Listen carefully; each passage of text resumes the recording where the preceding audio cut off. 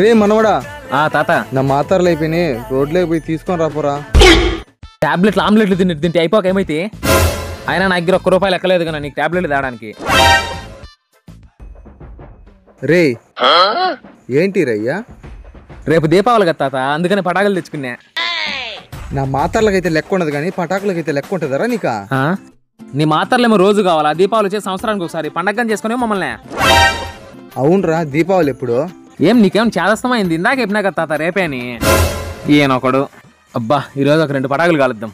తాత లే తాత, తాత లే తాత, తాత ఒక్కసారి లే తాత. రే తాతకి ఏమైందిరా? తాత చచ్చిపోయిండు. తాత తాత నీకు అప్పుడే వెయ్యాలి నిండిపోయినా తాత.